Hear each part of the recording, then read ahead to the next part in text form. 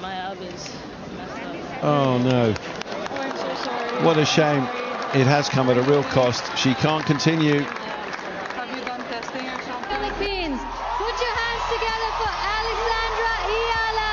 Kagulat World, isang explosive twist ang Umanic sa international tennis scene matapos makuha ni Alexandra Ayala ang panalo via walkover laban kay Hailey Baptiste sa opening round ng Dubai Duty Free Championships. Mula sa intense na palitan sa unang set hanggang sa bigla ang paghinto ng laban sa second frame. Literal na nagulat ang buong tennis world sa naging resulta. Hawak ni Ayala ang momentum matapos agawin ang unang set, 6-4, kung saan kapansin-pansin ang kanyang solid baseline control at composed shot selection. Pagpasok ng second set, maagang nag-withdraw si Baptiste habang trailing 0-1 dahil sa injury concern. Biglang nagbago ang atmosphere sa court. Mula sa high-tension rallies, naging mixed emotions ang crowd. May lungkot para sa American qualifier, pero may surge ng excitement para sa 20 anyos na Pinay sensation. Fresh mula sa setback sa Doha, ipinakita ni Alex ang maturity sa kanyang laro. Mas kontrolado ang returns, minimal ang unforced errors, at klaro ang game plan. Kahit abrupt ang ending, malinaw na siya ang may hawak ng tempo bago pa manatigil ang laban. Online, hati ang opinyon. May nagsasabing swerte ang mabilis na advancement, habang ang iba'y niniwalang bunga ito ng preparation at mental toughness na ipinakita niya sa opener. Agad umingay ang WTA circuit dahil sa development na ito. Sa stacked draw na may mga bigating pangalan tulad ni na Aryna Sabalenka at Iga Swiatek, ang maagang pag-advance ni Ayala ay nagbukas ng posibilidad para sa mas malalim na run. Viral ang clips ng kanyang composed demeanor na lalong nagpatibay sa imahe niya bilang rising Filipina star sa global stage. Sa kabila ng hindi inaasahang pagtatapos ng laban, malinaw ang mensahe. Handa si Alexandra Ayala sa mas malalaking hamon. Ang tanong ngayon, ito na ba ang simula ng mas malaking upset streak sa Dubai? Isang shocking twist ang umalingaw-ngaw sa international tennis matapos ang bigla ang pagtatapos ng first-round clash sa Dubai Duty Free Championships. Si Alexandra Ayala ay opisyal na umusad sa susunod na round matapos mag-withdraw si Hailey Baptiste dahil sa injury concern habang nasa kalagitnaan ng second set. Sa isang iglap, mula sa intense baseline battle, naging dramatic walkover victory ang resulta. Isang development na tunay na ginulat ang tennis world. Bago ang abrupt ending, hawak ni Ayala ang momentum. Nakuha niya ang unang set, 6-4, sa pamamagitan ng matalinong shot placement at steady returns. Kitang-kita ang improvement niya mula sa nakaraang torneo sa Doha. Mas composed ang kanyang body language, mas disiplinado sa rallies, at mas agresibo kapag may opening. Sa bawat mahabang palitan, ipinakita niya ang maturity na bihira sa isang 20 anyos na atleta na humaharap sa mataas na expectations. Sa kabilang banda, si Baptiste ay nagpakita rin ng tapang sa unang set. Ilang beses niyang tinangkang burahin ang lamang ni Ayala sa pamamagitan ng powerful ground strokes at quick net approaches. Ngunit pagpasok ng second set, habang trailing 0-1, bigla siyang huminto at nagpatawag ng medical attention. Hindi nagtagal, inanunsyo ang kanyang pag-withdraw. Isang sandaling nagdulot ng collective gasp mula sa crowd. Mixed emotions ang bumalot sa venue.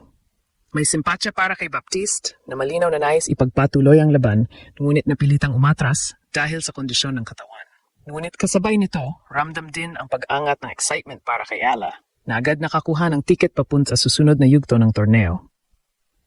Sa social media, mabilis na kumalat ang balita. May mga nagsabing ito ay swerte, habang ang iba ay naniniwalang malinaw na si Alex ang may kontrol ng laban bago pa man ito natigil. Ang panalong ito ay mahalaga sa confidence ni Ayala. Matapos ang ilang pagsubok sa nakaraang mga torneo, ang maagang pag-advance sa isang prestihiyosong event sa Dubai ay nagsisilbing morale boost. Sa isang draw na puno ng elite contenders, bawat panalo, kahit pa via retirement, ay mahalaga sa momentum at ranking points. Sa kabuuan, ang first round encounter na ito ay hindi man natapos sa tradisyonal na paraan. Ngunit nag-iwan ito ng malakas na mensahe. Handa si Alexandra Ayala na makipagsabayan sa pinakamataas na antas ng women's tennis.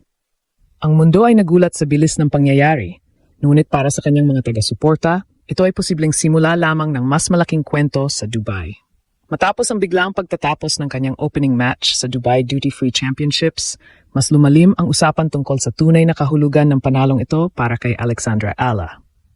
Ito ay isang walkover matapos mag-withdraw si Hailey Baptiste. Ngunit ang mas mahalagang tanong, ano ang ibig sabihin nito sa momentum at mental state ng batang Pinay star?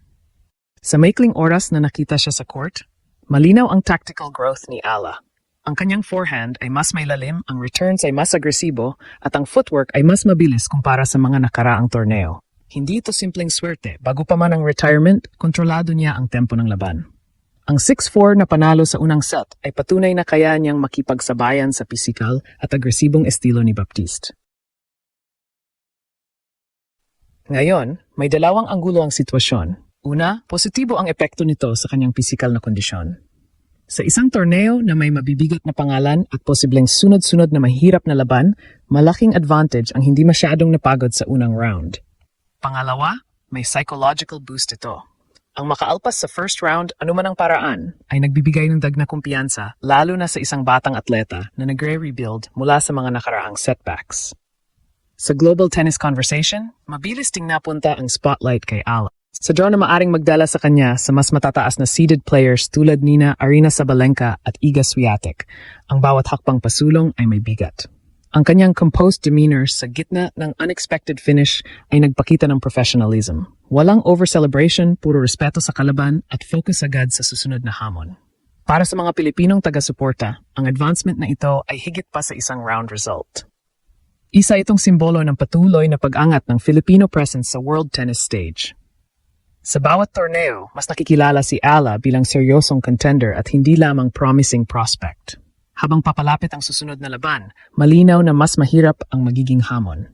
Ngunit kung ang opening display niya ay indikasyon ng kanyang kasalukuyang anyo, maaring hindi lamang ito simpleng advancement. Posible itong simula ng mas malalim na run sa Dubai. Ang mundo ay nagulat sa bilis ng pangyayari. Ngayon, sabik itong makita kung hanggang saan naabot ang kanyang paglipad. Sa kabuuan, ang hindi naasahang panalo ni Alexandra Ala sa opening round ng Dubai Duty Free Championships ay higit pa sa isang simpleng walkover result. Oo, natapos ang laban dahil sa pag-withdraw ni Hailey Baptiste. Ngunit bago pa man iyon, malinaw na hawak ni Ala ang momentum at control sa takbo ng laro. Ang kanyang 6-4 na panalo sa unang set ay patunay ng kanyang composure, tactical discipline at patuloy na pag-evolve bilang isang world-class competitor. Sa mas malawak na perspektibo, ang ganitong klase ng advancement ay mahalaga sa confidence at mental resilience ng isang batang atleta. Sa isang torneo na punong-puno ng elite contenders, bawat hakbang pasulong ay may dalang bigat at oportunidad. Ang maagang pag-advance ay nagbibigay sa kanya ng mas sariwang katawan at malinaw na isipan para sa mas mabibigat na laban sa susunod na rounds. Para sa mga Pilipino, ang tagumpay na ito ay simbolo ng patuloy na pag-angat ng bansa sa global tennis stage. Ipinapakita ni Ala na kaya niyang makipagsabayan sa mataas na antas ng kompetisyon at na ang kanyang pangalan ay hindi na lamang pang racing star, kundi isa ng seryosong banta sa draw. Maaring biglaan ang naging resulta, ngunit ang mensahe ay malinaw. Handa si Alexandra Ala sa mas malalaking hamon. Ang mundo ay nagulat. Ngayon, naghihintay kung ito na ba ang simula ng mas malalim at mas makasaysayang kampanya sa Dubai.